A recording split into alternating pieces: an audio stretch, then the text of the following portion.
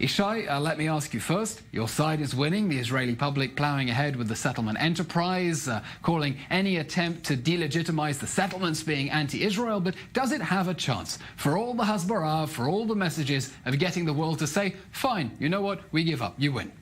That's a great question, and you're absolutely right that Israelis are holding on to this land. 1 in 10 Israelis now lives beyond the Green Line, if you count also Eastern Jerusalem. 450,000 in Judea and Samaria, the so-called West Bank. So people are moving in, big communities. Where I live in Gush Etzion, Hebron, where I work. And yet the world doesn't like it. Does Israel have a chance of persuading them? The world is a very broad word. Every country apart from Israel. No, that's not true at all. Name me one country. Well, there's one little country called the United States of America, which so far is and has a lot of people. Which does not officially accept Israeli settlements. Doesn't call them illegal, but it says they're illegitimate and not very helpful for the peace process. We don't have to get them. We don't have to get people to say. But it remains there isn't a single country that is willing to recognize Israeli settlements. They're as legitimate. And look, isn't that amazing that we're still there? Because that's exactly where the future is. The future is that we're going to stick to our ancestral homeland. We're going to live in these places where we had 2 commonwealths, where we're going to have a 3rd commonwealth. That's not what I'm asking. I'm asking, can you do so and have the rest of the world come around to it? In time, the world will accept it. How? And why? Because it's our reality. It's our identity. We're from there. We're going to be there. That's why we're going there in the first place. What are we, land thieves? We're going there because that's where we're from. That's where no, absolutely not. We are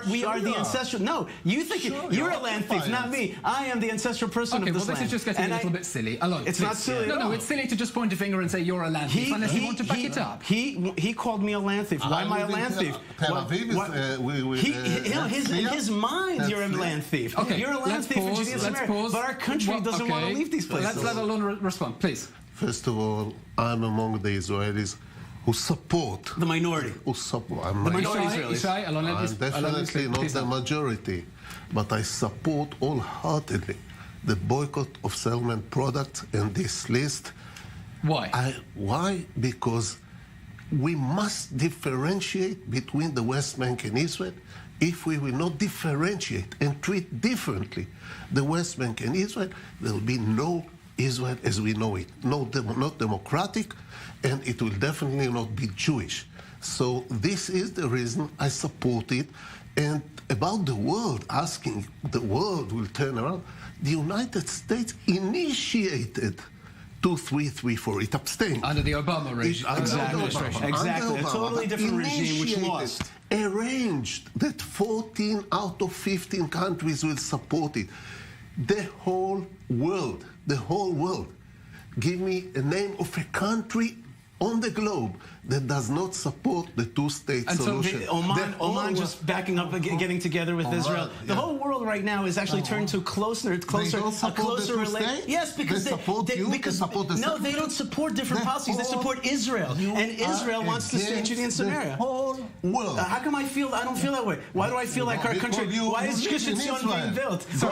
Let me do it because the reality remains that no country is willing to recognize Israel's control in the territory. Get other people's. But Yishai, you're dodging the question. Yishai, one moment, please. He said that this is a Jewish foreign ministry person, and he's willing to boycott his own country. First of all, I'm not dodging the question at all. I'm just not answering the way you want. Okay, I don't want to answer it in the sense that the world has to acquiesce to something we do or we don't do. We're a never-again country, post-Holocaust. We're not all about getting permission from the world. He is, because he has a kind of cowardly attitude towards, oh my God, the world is going to reject us. We're not so afraid. We're not so afraid. And that's why right now in Efrat, where I live, there's hundreds of apartments that are being built. Okay, let's let Alon respond, please.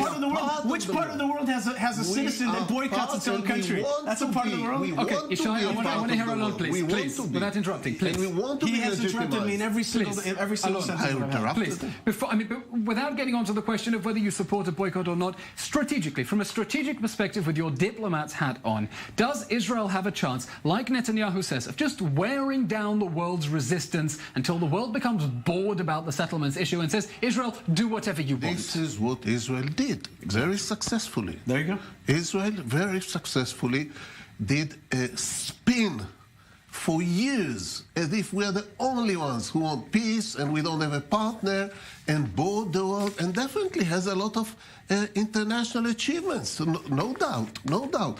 We won the war against the Palestinians, the diplomatic war. We won the war. The question is, why? Because we are stronger. The world likes to be associated with a strong side to the conflict. Palestinians are crushed, ruined. We are strong, we are successful. This is the world. The world works on realpolitik. It likes us, and we are doing fine. The question is, which country do we want in the future? Do we want a democratic country? Do we want to stay occupiers? Do we want to run the lives of 4 million Palestinians in Gaza and in the West Bank? This is a question that we have to ask ourselves. So far, the world has failed. Now, this list, you asked me if the list will change a lot on the ground. I don't think so. But if I support it, I definitely do, because that's maybe a beginning of marking this differentiation. I do not support the BDS. I do not support boycotting Israel. But the settlements are not Israel. Are you concerned, actually, that if there begins to be legitimization for boycott of settlement products, the idea of a boycott just for the settlements at the moment, that provides a springboard for the world to continue and then boycott the rest of Israel because of what it's doing in the settlements? Exactly the opposite. Exactly the opposite. If the world will understand the differentiation, the world will understand that it has to boycott only beyond the Green Line, only the settlement. And there is no point at all to boycott Israel. Israel was always a legitimate state. I was a diplomat for 31 years. We were in Europe when I was young, as a child, or grew up as a youngster or as a diplomat. We were delegitimized anywhere in Europe. The question on the territory started when people understood that we are not going to go out. And we are breaking the international law by moving civilians, Israeli civilians, to occupy territory. And I want to give Yishai a response. Yishai, do you not worry that actually Israel's continued presence in the territories, sitting on the fence, saying, well, we're not going to annex it, can't decide what we want to do with it, delegitimizes Israel within the Green Line? As my honorable colleague here said, Israel is more legitimate today than ever before. Israel's strength has actually won the day. He basically told you, did you listen, Alon? He said that the world respects Israel because it's strong. Now we have rights to live in this place. We will continue to live in this place. Now, I do agree with you that when we are ambivalent about our positions, then that comes out sounding wrong. Of course, the settlement community is not ambivalent. We are going to stay in these places. We're actually going to annex these places. 29 out of 30 Likud members right now that are going to be in the Knesset believe in sovereignty in Judea and Samaria. 40 people in the Knesset. That's right. Read the Jerusalem Post. Annexation of the whole. That's different parts of. Except for Netanyahu, he's the one. He's the one. Netanyahu is the left-wing flank of the Likud. He's maybe undecided, but the bottom line is here's the bottom line. These folks were in power for a long time. They lost. They tried very much to give this land away. It failed. They tried to create a Palestine. It went bad. He said it himself. And now it's our turn to hold on to this land. We'll figure out a way to give decency and rights to millions of Palestinians, but the land will be ours and we will be sovereign over it. That's what's actually the future. He'll even admit it. He's in the minority today, both in America and in Israel.